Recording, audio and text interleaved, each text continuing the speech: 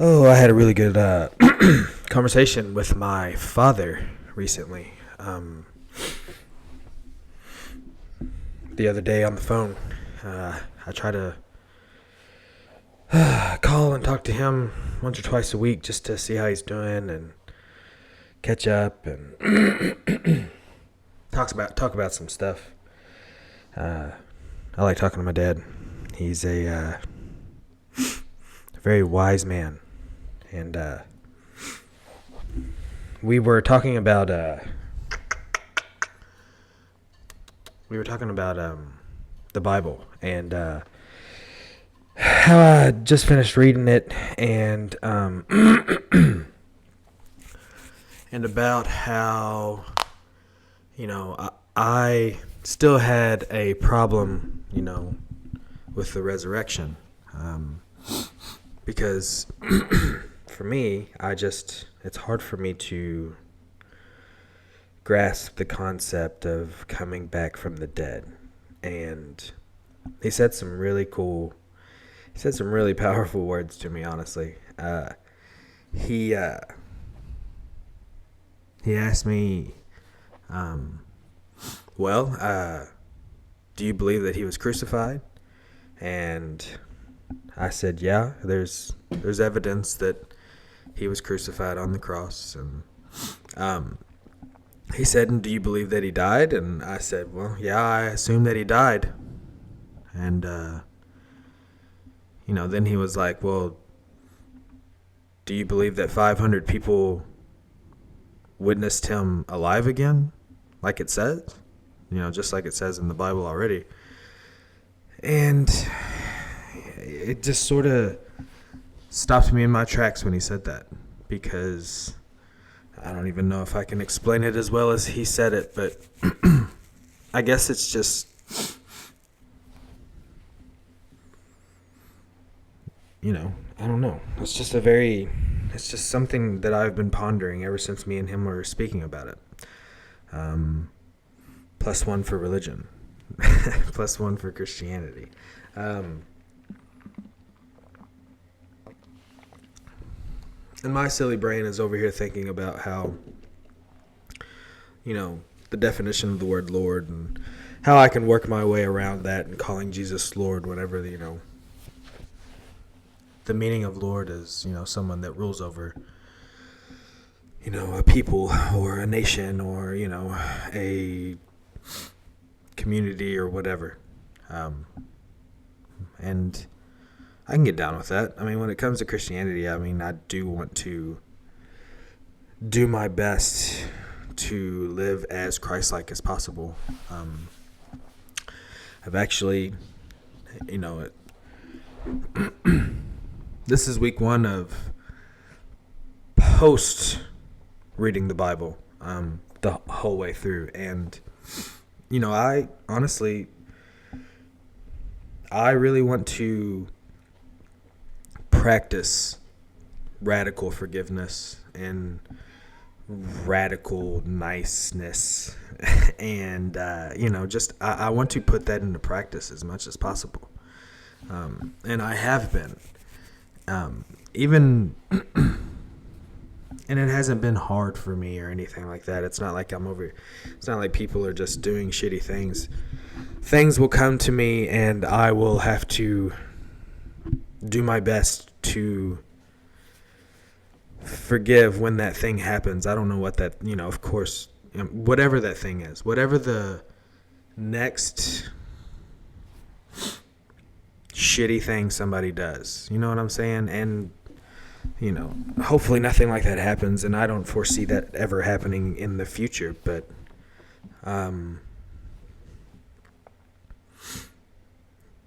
that's where real radical forgiveness comes from. And, if that day was to ever come, I want to be prepared for that. And I want to forgive that person, because that's what Jesus did. And I think he had a good view about things. I think he had something there, if I can put it in the best terms as possible. So yeah. So that was a cool conversation. I really enjoyed that. What else is going on before we get started? I got a membership at a golf simulator place for me and Haley and my friends to go to. That's fun, and it's so much. Honestly, with the membership that this place is, it's so much less expensive than just going golfing. So let me fix this kind of zoom thing here. It seems like it's kind of messed up. I hope I wasn't out of focus the whole time. I probably was. I'm very out of focus at the moment. Should I come up here some more? Damn, I don't want to do that. I don't want to be up here. I apologize. Let's see, what else? Yeah, the golf simulator. Yeah, that's been fun. I am going to hurt my back. I'm going to hurt my foot already hurts, my hip hurts, my shoulders and my chest hurts, which the chest one's crazy because I am such a paranoid person. I'm always thinking the worst is going to happen. So now I have this weird muscle. I think I'm going to change this real quick, guys. Hold on just 1 second. We will talk about my muscles in a minute.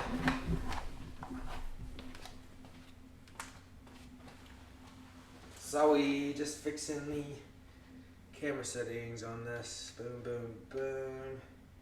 I tried to get a little crazy with the I don't even know if you can hear me. I'm covered. I'm sorry. I apologize.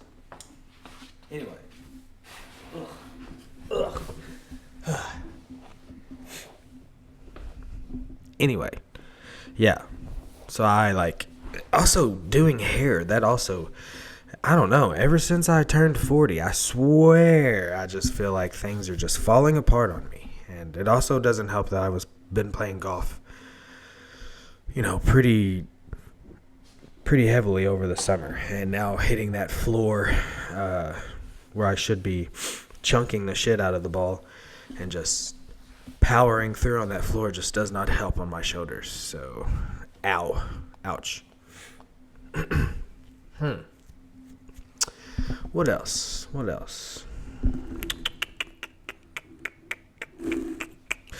I don't know. I guess we could get started and we can kind of just start. Maybe we'd have something to talk about there. Let's see, what time is it? It's already 9:26. I tell you what, I've been put into a dilemma, actually, before we get started. I've been put into a dilemma because my brother, who also got one of those memberships to the simulator, he wants to do Thursday night things. So, maybe,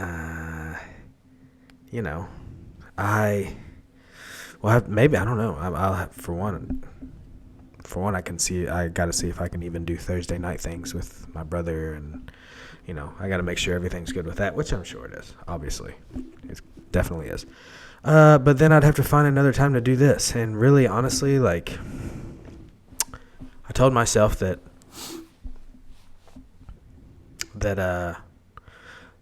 that's what, if I wanted to change things up about this, then that's what I'm going to do. I don't want this to be a burden, because sometimes there's just times where I'd rather be doing other things, like today, to be completely honest, you get put in this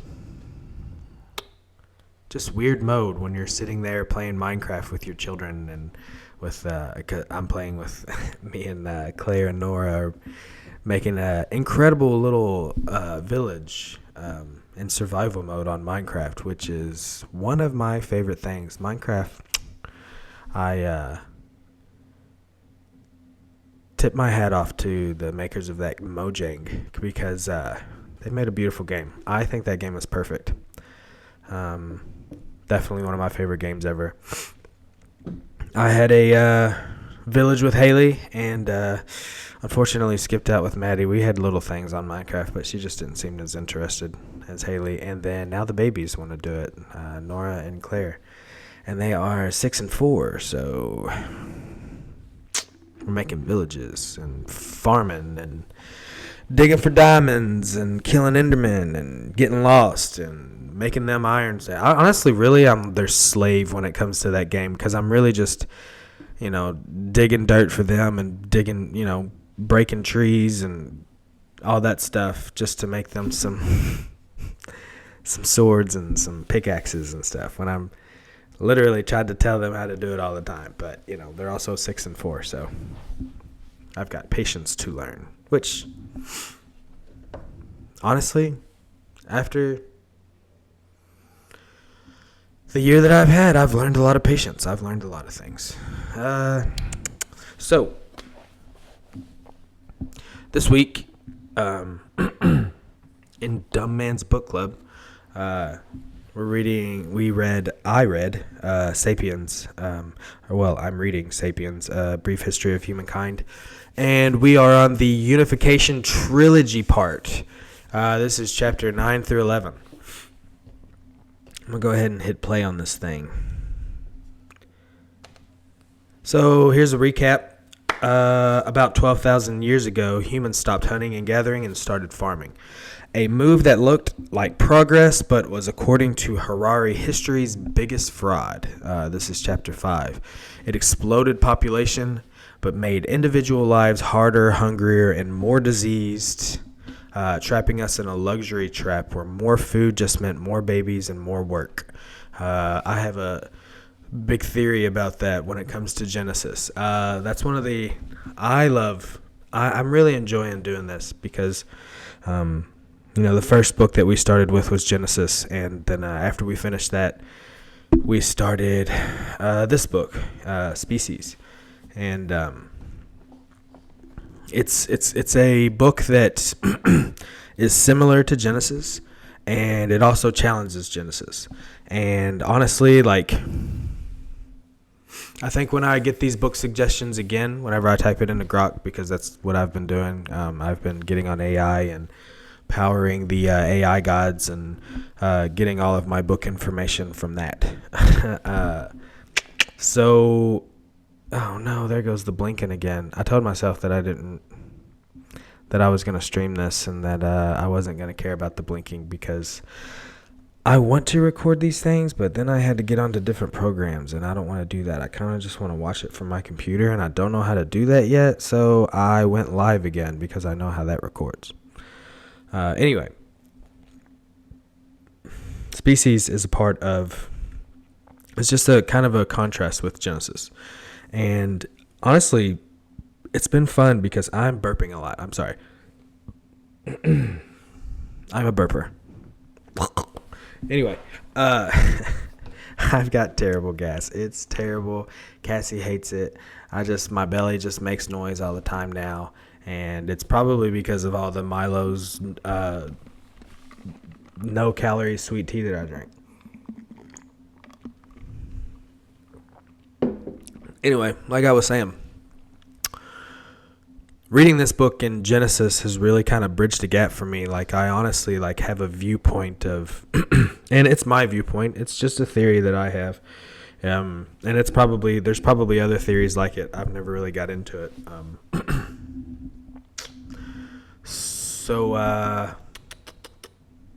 Yeah, I kind of have this theory about how Genesis is sort of definitely the Garden of Eden is a story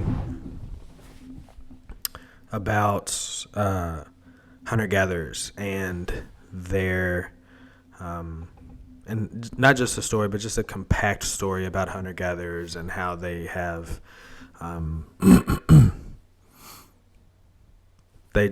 how they started farming. They went from being in the Garden of Eden, which is a hunter-gatherer lifestyle. And this is just a small. I'm not really going to explain it in depth just yet, but just a little quick recap of what I think. Let me put it into words. This is very hard. I'm still that's one thing that I'm working on is trying to explain things well. So let me just slow my brain down for a second and think about what this theory is so I can actually tell you guys.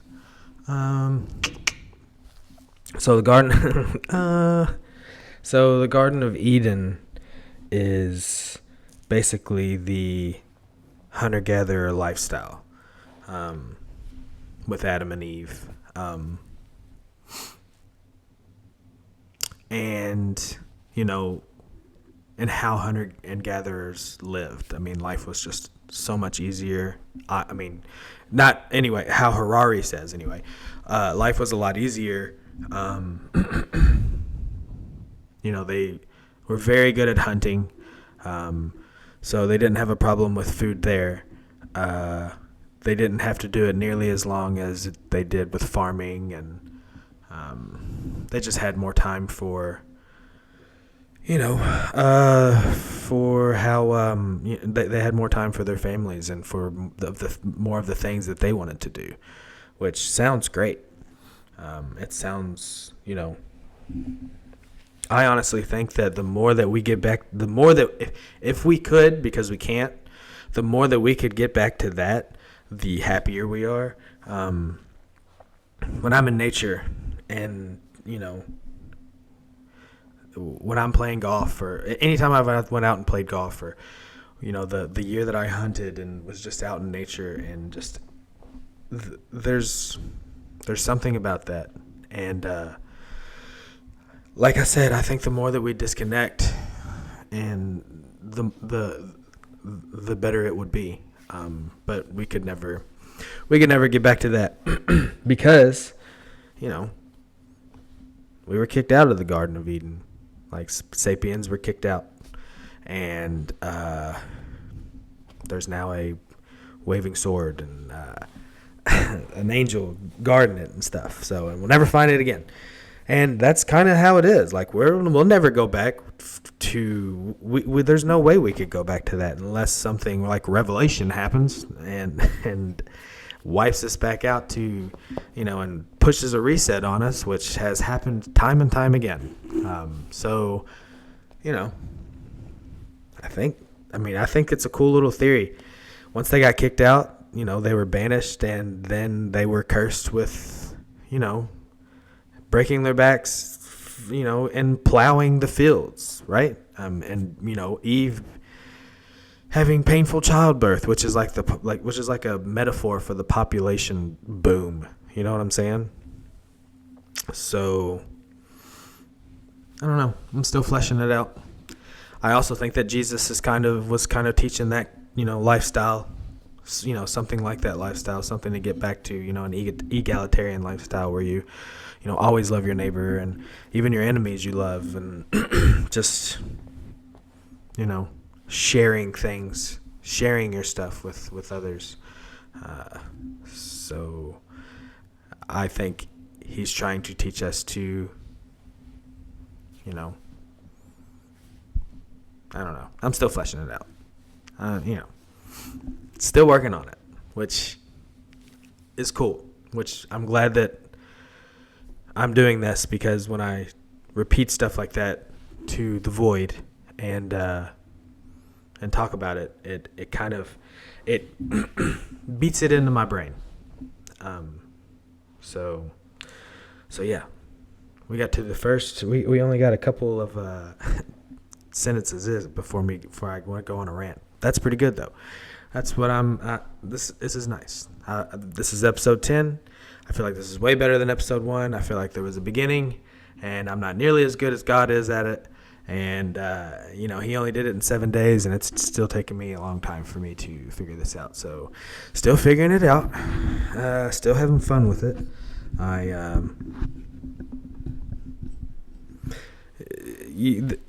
don't know. You want to talk about still having fun with it? Like, it's... I'll say this. I watched, before we get started again, I watched this movie, Eddington, and it was a movie about, it was almost like a psychological horror movie about like the time of COVID and how everybody acted, and I highly recommend it. It's a really great movie, and one of the crazy characters on there, who's played by Joaquin Phoenix, who always plays a crazy person, was on there and started recording himself. And, I don't know. I'm over here watching this movie thinking, God, this dude's starting to get real crazy. And then he starts recording himself, and I'm like, God bless it. Like, that looks like me, and I hope that doesn't look like me, because that's not what I'm trying to do. I'm not, I guess it kind of is what I'm trying to do in a certain way, but not the way that happened. So, also, that's just a movie. So, what am I even talking about? This is fun. I like talking. I am a big talker, and the one thing that I don't do is, the one thing that I do is talk in my head a lot, and it's fun. It's nice to be able to work it all out when I speak it into existence. That's actually the best way to put it. I haven't really thought of it like that, but yeah, I enjoy this. I enjoy speaking. That's why I got into hair. I wanted to talk to people, and I think I said that last week. And I probably feel like I hope I probably repeat things a lot. Anyway, yeah. So I like talking to people, and I honestly enjoy talking to myself. For real.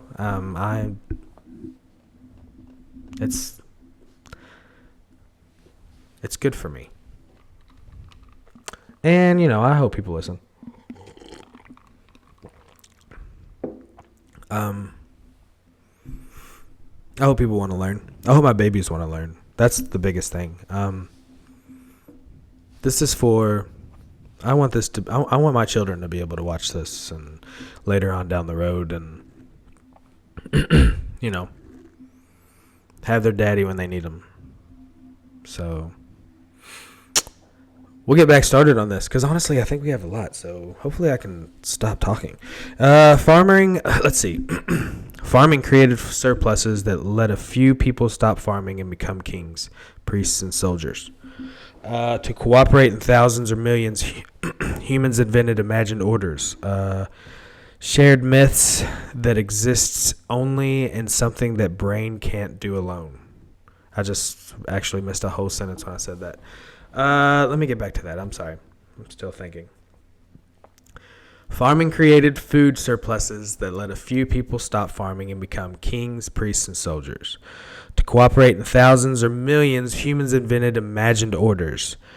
Shared myths like gods, nations, and human rights that exist only in our heads but feel completely real. Keeping track of all taxes, debt, and laws required something the brain can't do alone. So the Sumerians invented writing around 3500 BC. The Sumerians actually, I wanted to say something, because that is my next personal book that I'm going to read once I finish the chapters of this, is about the Sumerians. I've heard so much about them in the past couple years, and one of the things that is talked about is how they had a flood story first, just like Noah's story, and I want to read about it. So I've got some books, or I've got a book that I'm going to read, and hopefully we can talk about that too. I think that'll be fun. So anyway, the Sumerians invented writing around 3500 BC, mainly to record who owes what. Finally, these new societies were almost always hierarchical and unfair. Caste, slavery, racism, and patriarchy have no basis in biology. They are fictional stories that started by accident and then get locked in a vicious circle of discrimination. Those stories sound an awful lot like sort of like idolatry, honestly. I mean, when you think of when you think of castes and slavery and racism, which those are things that we came up with. There's no biological explanation for any of that stuff. We came up with that to honestly be pieces of shit, I guess, because I guess that's just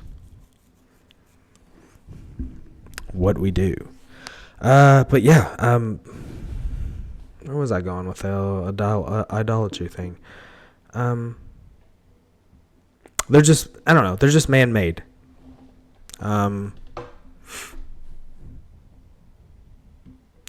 And it's funny. I was talking to one of my clients. She is married to an Indian man, and we were talking. I think he's Indian. He's some. Oh gosh. Oh no. Oh no. I don't remember. But they. He's not Indian, but they do practice the caste system, and that's wild. That's crazy. It's the same as. It's just another wild discrimination thing that we did, and I had no idea that there were certain humans that did that. So anyway, yeah, so they're all fictional stories that started by accident and then got locked into vicious circles of discrimination.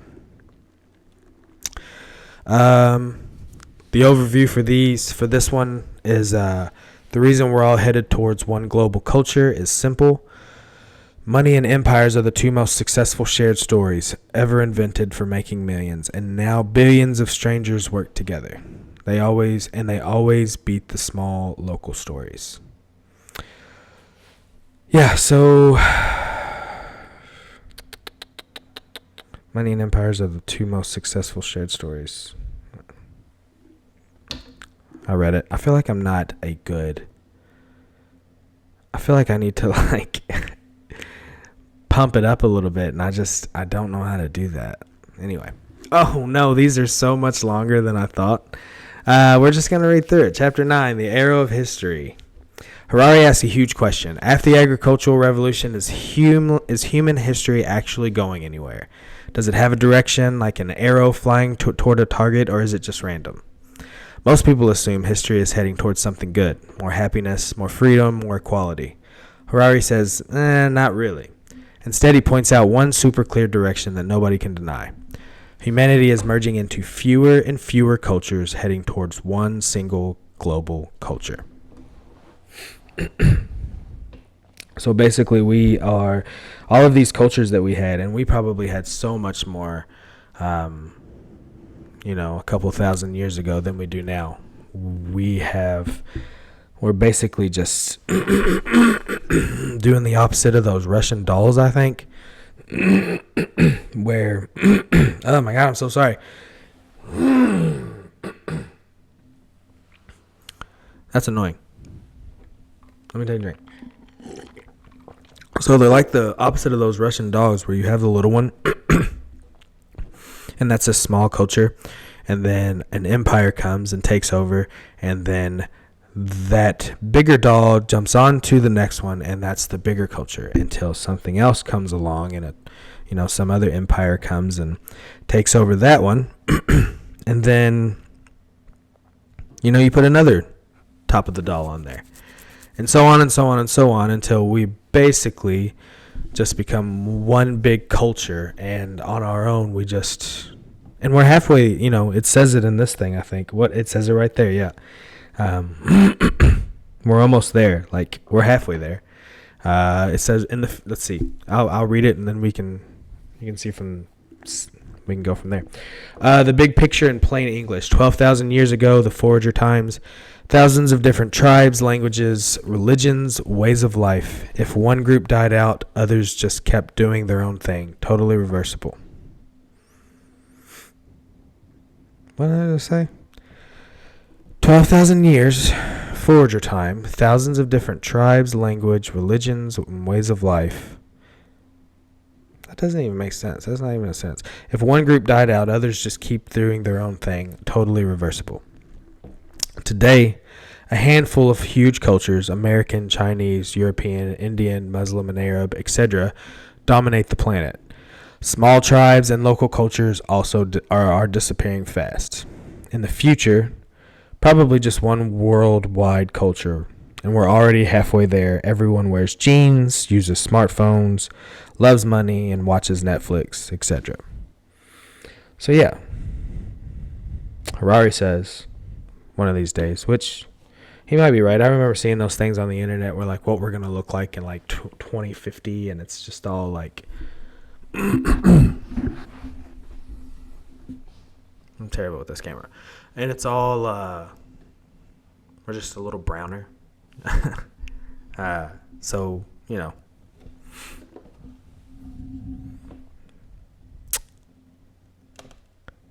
Why we can't go backwards? Because there are 8 billion of us now. And that's asking why we can't go backwards to like even going back to like farming. Like all of us farming and getting into, and you know, even forager life. There's no way that 8 billion people could get back to that. Because there's 8 billion of us now. You can't feed 8 billion people with hunter-gatherer tricks. Once we started farming and building cities, the old ways became impossible forever. History became a one-way street. Why do some cultures win and swallow the others? It's like evolution, but for cultures instead of animals. Every culture runs on shared stories like money, gods, nations, human rights, companies, all imaginary, but we believe in them. The cultures whose stories let huge numbers of strangers cooperate win. The cultures whose stories let huge numbers of strangers cooperate wins. Yeah, so it's talking about like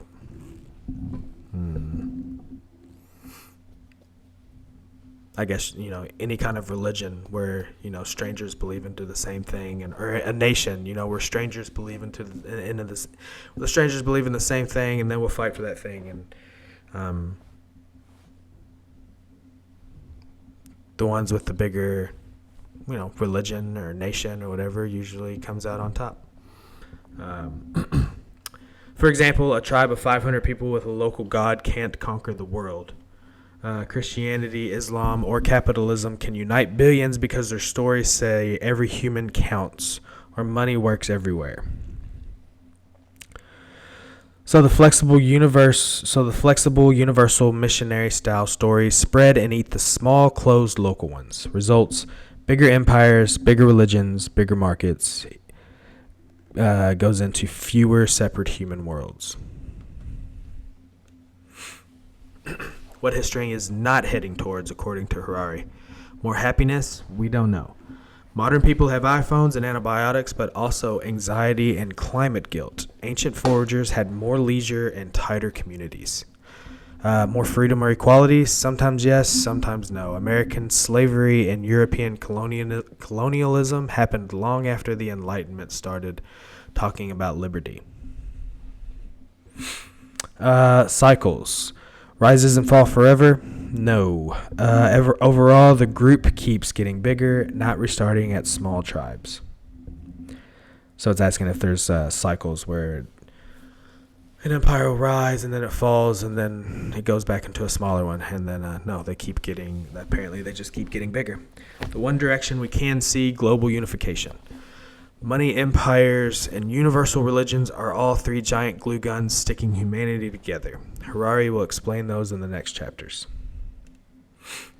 Best quotes to remember anyway. The global empire that is being erected before our eyes is not governed by any particular state or ethnic group. It is ruled by a multi-ethnic elite, and its ideology is universal. Ever since the agricultural revolution, history has been a one-way journey towards global unification. Cultural ideas are evolving and competing in a way similar to biological natural selection. Cultural ideas are evolving and competing in a way similar to biological natural selection. Key takeaways in 5 points. History has a clear direction. From thousands of cultures equals one world culture. Let me read that again because I had this arrow pointed to it. History has a clear direction. Right. From thousands of cultures to one world culture. This happens because cultures that let millions and billions cooperate beat the ones that only work for small groups. Population growth plus agriculture made the process irreversible, meaning we will never go back. Meaning to me, Garden of Eden. Garden of Eden. It's not about happiness or justice. It's about scale of cooperation. We're not there yet, but the arrow is pointing straight at a single global society. Which is what? In like a new world order kind of sounding like? Which I never really got into that stuff. The whole like Illuminati stuff. Like, I don't know. I feel like that's not even like a thing anymore, honestly. Like, I feel like things are way like fact is really so much crazier than fiction that it really is just way worse than an Illuminati. And there's probably that too, honestly, but I never get into it, obviously. Sounds like it. Let's see. Did I just no, we're good. Chapter 10, the scent of money. So this is about this chapter. This is a cool chapter. It's kind of about like the beginning of money, and hopefully I do it justice because it was a really neat chapter. I do recommend this book. It is fun. Every time I pick it up and read it, I get excited about reading again because I took a break actually whenever I was reading. After I finished reading the Bible, I kind of just wanted to sit on it for a minute. That was honestly to me, that was like a really big achievement. So I just kind of wanted to sit on it for a little bit. I've been reading that book I guess I just needed a break, to be honest, because I've been reading that since January, and I wanted to do this episode last week, but I wanted to talk about that. And after that, I just kind of sat on it and then read these 3 chapters again because I had already read it once, but sort of forgot about it. And we didn't really do this, so I like to. If you guys don't know what if anybody's even listening to this thing, if you want to know what I'm doing, I've basically just made study guides in layman's terms on Grok. And I'm basically just reading the study guide that it's made me. And I'm reading it out loud. I guess I could read it out loud to myself. But I wanted to get on here and do it because it kind of holds me accountable, and I'm not for real. Like, if I was to just do it myself, I probably wouldn't do it. So I'm making a little library of this just in case. So actually, I honestly don't know why I'm doing it. I really don't. I guess it's just fun for me. I guess this is just my weird way of having fun. So whatever. What the chapter is really about. Money is the most successful imaginary story humans have ever invented. It's the number one reason we can cooperate in the millions and billions. It's not gold, paper, or Bitcoin. It's pure trust that works for absolutely everybody, no matter what God they worship or what language they speak. The big picture in plain English. For 99% of human history, we lived in tiny groups and bartered. I'll give you 3 chickens for that spear.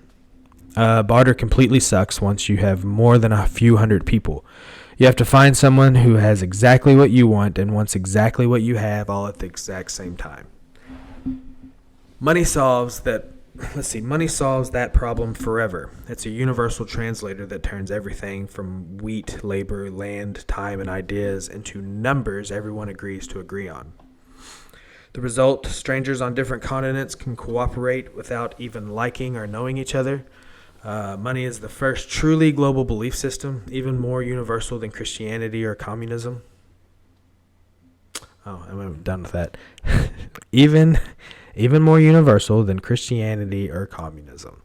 Yeah, I guess I'm not very good at finishing sentences. I'm realizing that I sound weird when I'm reading to myself because I don't stutter I do stutter when I read, but when I talk, oh my God, I am such a hum and stutterer, and maybe that's just because Well, it's because I don't think before I speak, honestly. Clearly. I mean, yeah. So, yeah, I guess I've been so, like, what is it, self-conscious about what I sound like when I read these things. And also, not a good reader. Why money beats every other system. It's completely religion and culture blind. Muslims, Hindus, atheists, Americans, Chinese, everybody accepts dollars, euros, or gold. No other story has that superpower. And when it's talking about story, it's talking about like no other nation or everybody believes in money.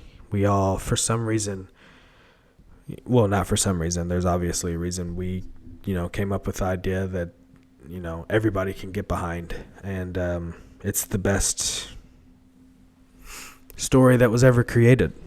When we created the idea of money. It's infinitely convertible. You can turn anything into money and money into anything else. That makes trades explode. So yeah, that's one of the big reasons why we have the population that it is today is because of money. It's pure information. A coin or a digital entry isn't valuable itself. It's just a shared hallucination that we all agree not to question. The moment we all believe it, it becomes real. It creates trust at planet scale. A farmer in Vietnam grows rice, sells the rice for the money. Someone in Germany buys an iPhone, pays Vietnamese factory workers, and they buy rice. None of them know each other, and money is the glue. So basically, I don't even know that was a good way of saying it. So Vietnam grows rice. They sell the rice for money. Someone in Germany buys, let me figure this out for what it says. Someone in Germany buys iPhones, pays Vietnamese factory workers, which I guess the Vietnamese factory workers make iPhones. Is that what they're trying to say? And then they buy rice. I don't really know what it's saying. Basically, it's saying, though, that like all of these entities don't know each other. And still, money is what holds it together to where they can cooperate without even knowing that they're cooperating with each other. Mind-blowing examples Harari drops.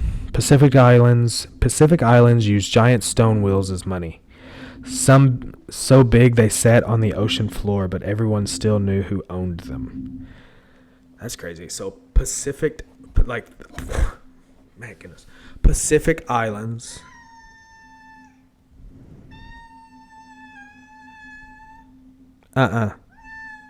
No. You're so fat and you eat all the time. No. Go on. Go on. You're fine. I'll pet you.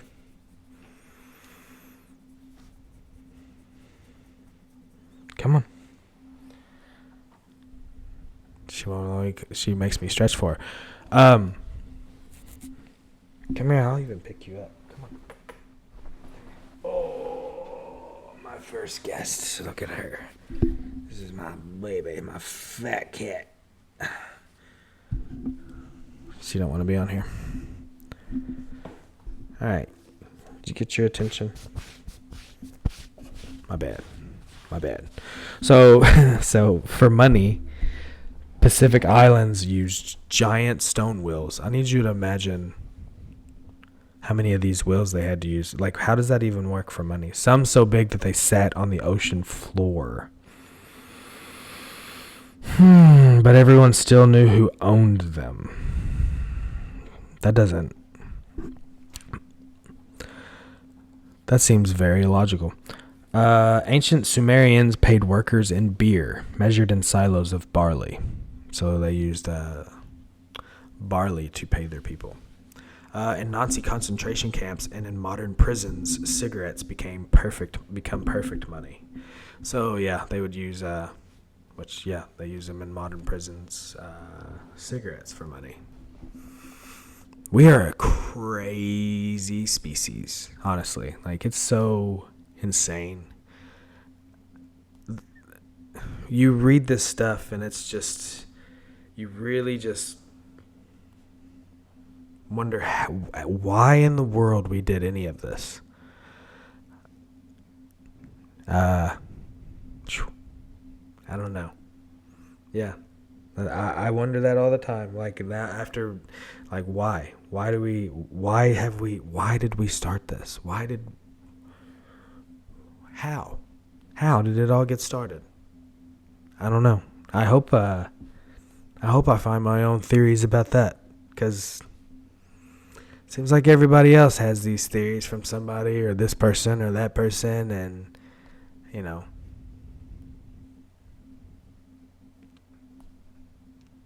I don't know. I guess I just want my own theory. That's, this is why I started this thing. I wanted to find my own stuff. So, and that's what I think I've probably said that 10 times now on 10 different episodes now about which, I guess it's a good thing. It's a good thing to kind of, work out in your head. Anyway, Europeans bought Manhattan for $24 worth of beads because the Native Americans hadn't joined the European money religion yet. We're pieces of shit. Alcatraz prisoners used cigarettes as money. Even non-smokers accepted them because they knew the next guy would. So even non-smokers used cigarettes for money in prison. What money made possible? Huge empires. Roman soldiers paid in salt, which that was their salary. So you have to have soldiers to have empires. The global trade money made the global trade networks possible, made capitalism possible. The modern world where you can wake up in Tokyo, work in an Australia company, eat Kenyan avocados, and pay with Korean credit cards, all because of money. Best quotes to remember: money is the most universal and most efficient system of mutual trust ever devised. Money is the only trust system created by humans that can bridge almost any cultural gap and that does not discriminate on the basis of religion, gender, race, age, or sexual orientation.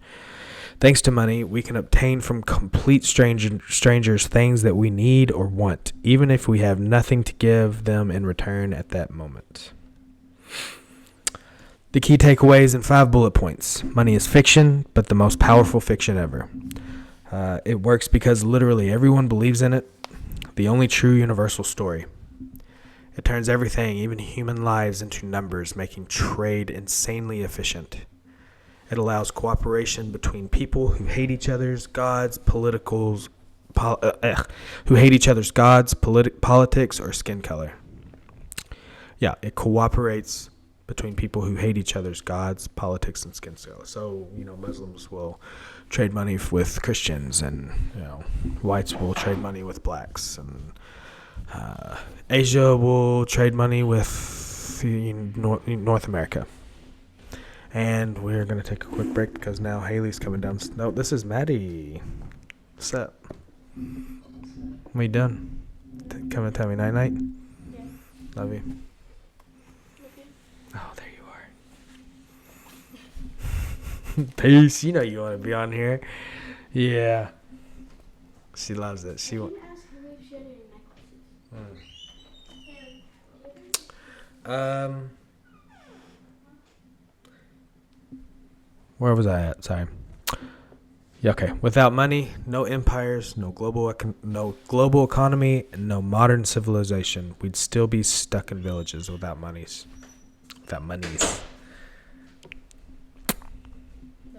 Love you.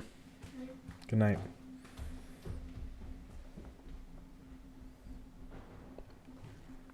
I'm over here trying to get myself zoomed in. Evan wants to know if I'm playing Battlefield tonight. Yeah, I'm going to play Battlefield tonight. I hope I get to play Battlefield tonight. I'm going to text him real quick and just let him... No, I'm not. I'm going to finish this up. 1 sentence summary you can tell your friends. Money is the greatest con job in history. A complete made-up thing that every human on earth trusts more than their own gods. And that's exactly why it conquered the world. Oh, I jumped into Revelation.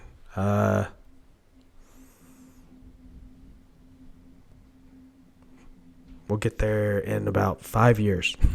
Let's see. That's chapter 10. Harari's basically says, forget armies and profits. The real reason humanity unified is because we all got high on sweet, sweet smell of money. This is the last chapter. This is about empires. And when I was reading this, it made me think of Star Wars. And it's really easy to... yeah, it's going to take a long time for me to get there, Jeremy. Especially with reading these other books with it. But yeah, Revelation is done. Personally, Revelation is done. But yeah, I think about Star Wars when I try to think about empires, and you'll understand once I finish this out. What the chapter is really about. Empires are the second giant glue gun after money that has been sticking humanity together for thousands of years. Harari says empires are not some temporary evil phase of history. They are one of the main reasons the world is becoming one single culture. The big picture in plain English. For the last 2,500 years, most humans on Earth have lived inside empires. An empire isn't just big country. The real definition is rules over many different ethnic groups, cultures, and people, has flexible or unlimited borders, wants to keep growing forever, and can swallow new peoples endlessly. Example, Romans, Persians, Mongols, Ottomans, British, Russians, Americans, Chinese, all empires, even if they don't call themselves that today. We only have one empire now. It's called the Deep State. Yeah, dude. And people are starting to realize it more. That's honestly good shit. For real. I'm glad that people are learning. I agree with you. Let's see, where am I at? Empire spread one culture over huge areas: roads, laws, language, bureaucracies, weight and measures, calendars, gods, etc. The result, local cultures get bulldozed or blended into the imperial soup. That's why we have so few separate cultures left. Why empires are actually super good at surviving. Most people think empires collapse quickly. Wrong. Many last centuries or millennia. The Roman Empire went into the Byzantine, and went into the Holy Roman Empire. I have no idea what that's saying right there. I'm a small example. I'm a small. Yeah. Jeremy says I'm a small example, but I went to a country we had no business being there, and we wreaked havoc. Yeah, dude. Yeah, I remember us having that talk at your parents' place, and or at Kristen's parents' place, right? Was it Kristen's parents or your parents? Anyway, I apologize. I can't think of which one. That's anyway, your family's place. And that was I appreciate you telling me those stories, dude. I really do. That'll right there, brother. Let's see.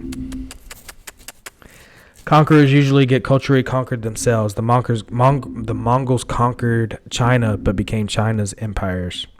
Are empires evil? Harari spicy take. Today we all hate empires and call them racist, oppressive, and genocidal, which is true, and they often were. But that hatred is brand new. That's more of a post-World War II thing. For 99% of history, being conquered by an empire was seen as winning the lottery compared to living in tiny tribes that would get wiped out any day.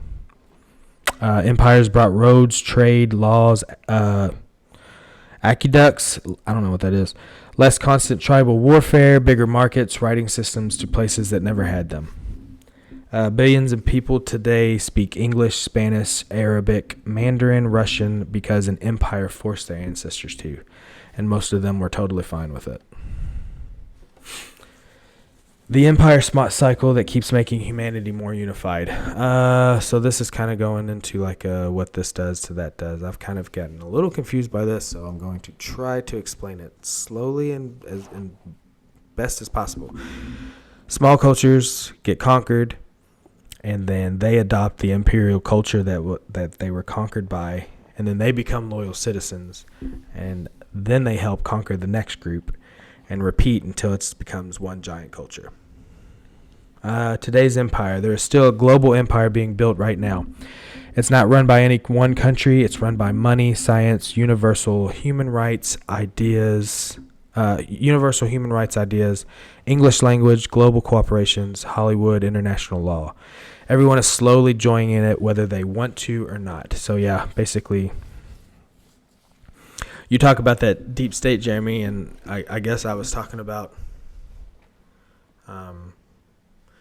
this book is basically talking about how we're all just going to become one big, huge soup, and all of these cultures are just going to be this soup is going to be the recipe for just the one culture that we all do, and that could be a good thing or that could be a bad thing, and I honestly don't know, and I really haven't even thought about that until just now, if that would be a good thing if we were all just one culture. I don't even know how we could even get to that. I feel like there'd have to be two cultures because we'd have to fight with somebody, because that's just what we do.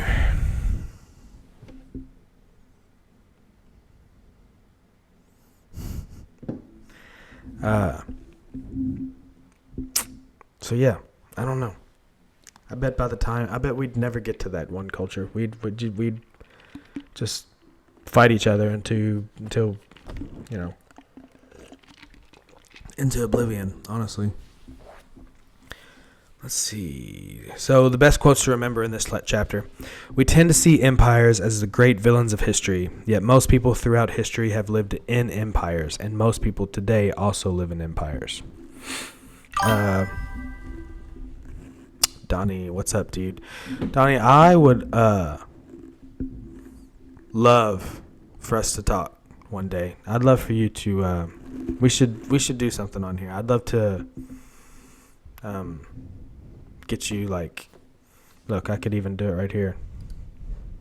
I don't have the thing on it, but one day, man, you're going to have to come over on that side of it, and we chat it up, because I'd love to hear from you, brother. For real. I'd love to talk to you. So, yeah. I'll text you sometime, dude, for sure. We're going to play Xbox together. And I'm dead serious. Whenever you, if you do get on that open mic, let me know, and I'll come and watch, for sure. Best quotes to remember. Let's see, we already did that one. The modern distaste for empires is one of the most bizarre things about the modern world. Today's world is the first in history that the entire planet is living inside a single empire. Hold on a minute. Today's world is the first time in history that the entire planet is...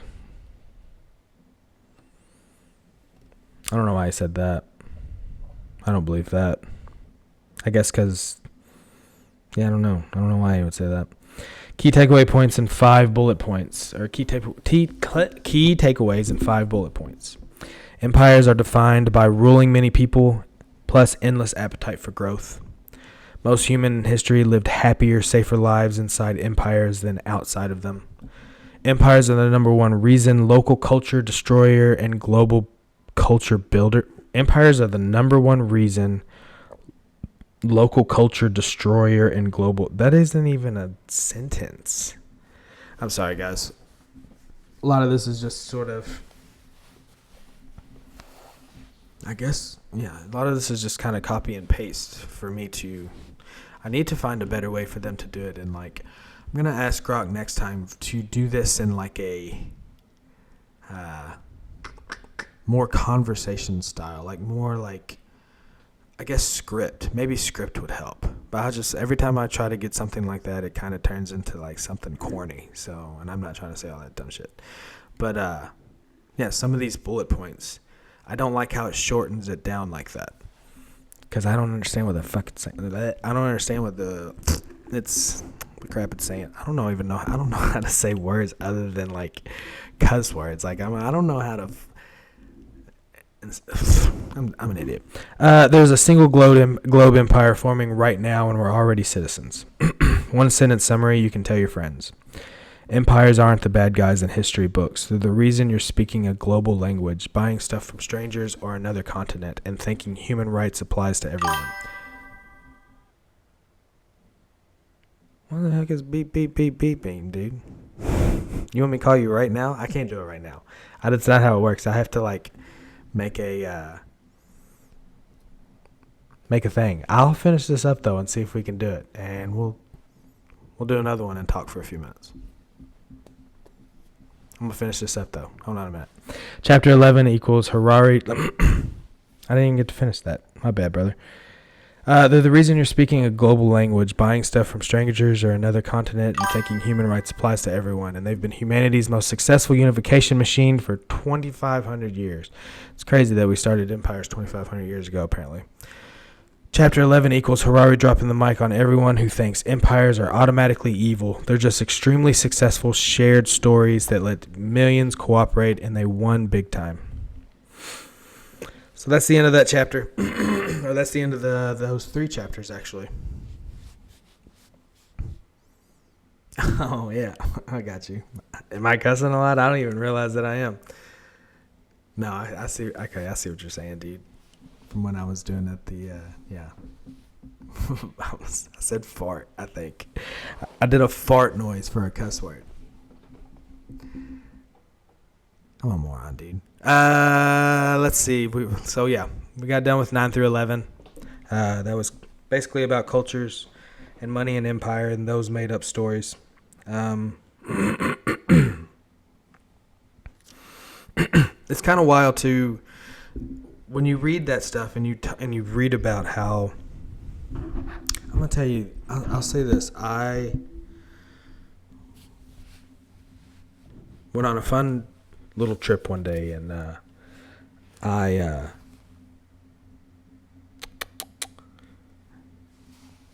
there was this time when I was looking at money and just realizing that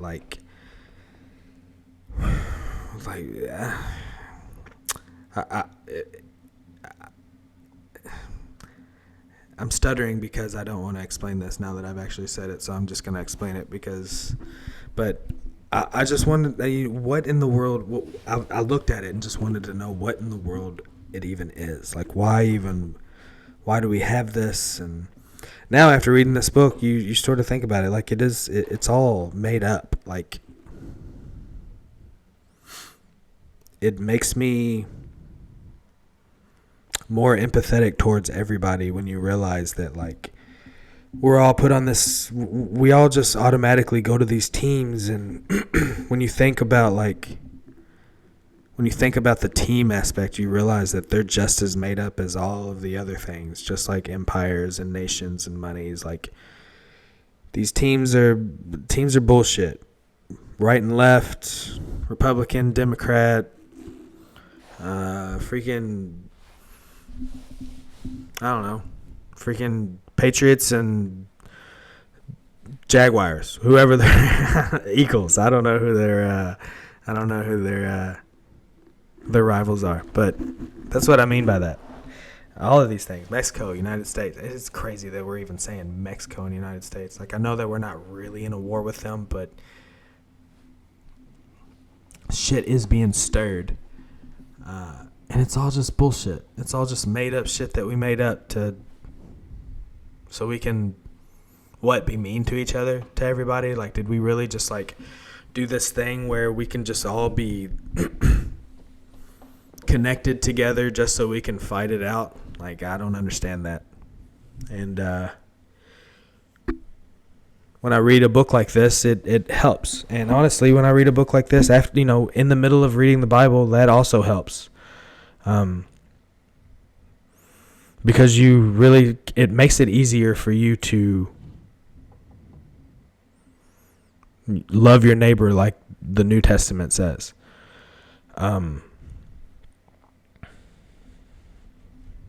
Because when you unveil the curtain of that, when you unveil a curtain of just everything just being made up like it is, I mean, it's not like money had been here this whole time. I mean, clearly it's just a story that we made up and that we fight over, and that don't know.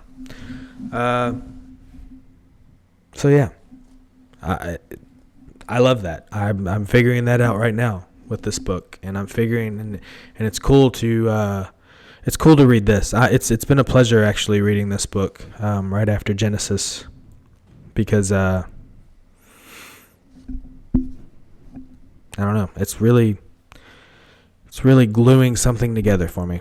So hopefully, whenever we do Exodus in a couple weeks, and then get finished with that, we have another book that is kind of similar to Exodus that will help bridge a new gap for me.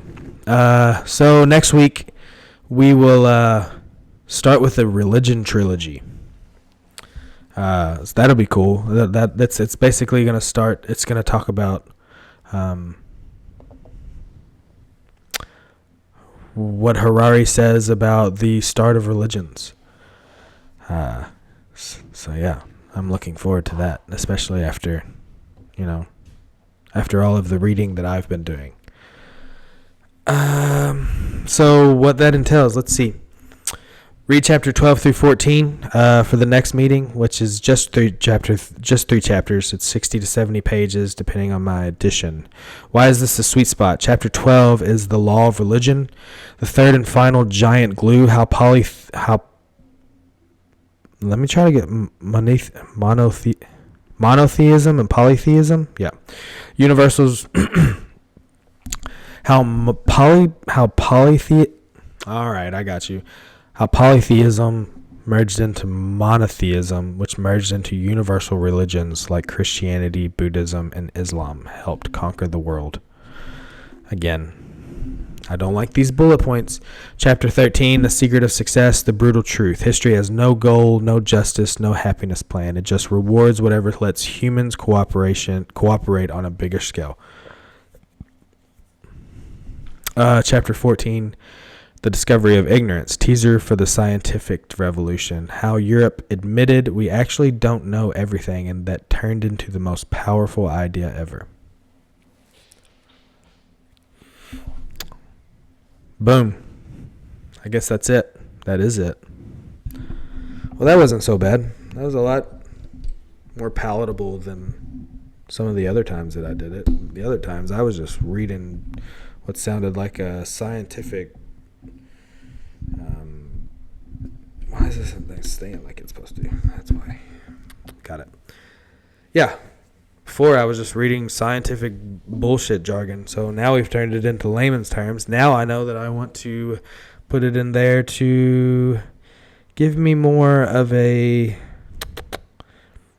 dialogue. You know what I'm saying?